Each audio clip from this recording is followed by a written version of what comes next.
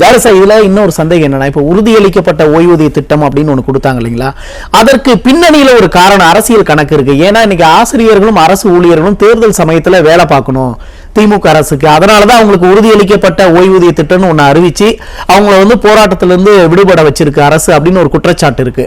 ஆனா இப்ப பகுதி நேர ஆசிரியர்களோட பங்களிப்பு தேர்தல் எதுவும் இல்லாததுனால அவங்கள அலட்சியமா நினைக்குதா திமுக அரசு? கண்டிப்பா இருக்கலாம். இன்னும் இருந்தாலும் அதை நாங்க எதிர்க்கிறோம். ஏன்னா தேர்தல் பணி எங்களுக்கு வழங்குறாங்க. எங்கெல்லாம் குறைவா அந்த பணியாளர்கள் குறைவா இருக்காங்களோ அந்த இடங்கள்ல கட்டாயப்படுத்தி எங்களை இந்த பணியில் அமர்த்துறாங்க தேர்தல் பணியில. ஆனா தமிழ்நாடு முழுக்க எங்களுக்கு பணி வழங்குறதில்ல. எங்கேயாவது ஷார்டேஜ் வந்துச்சுன்னா எங்களை வலுக்கட்டாயப்படுத்தி அதை கட்டாயப்படுத்தி அந்த பணியில் அமர்த்துறாங்க. அதை எங்களால் வேண்டான்னு கூட உதற முடியல. ஏன்னா இது கவர்மெண்ட் ஆர்டர் அப்படின்னு சொல்லிட்டு இன்னமும் அதில் சில பேர் பாதிக்கப்படுறாங்க. அந்த குரல் அரசுக்கு போய் கேட்கல. இப்படி எங்களுக்கு பணிச்சுமை தான் அதிகரிக்கிறது ஒழிய பணி நிரந்தரம் கிடைக்க மாட்டுது. பணி நிரந்தரம் செஞ்சுட்டு நீங்க எந்த பணினாலும் கொடுங்க, நாங்க கண்டிப்பா செய்ய தயாரா இருக்கோம். எங்களுக்கு காலமுறை சம்பளம் வாங்கி அரசு சலுகைகள் வேண்டும்.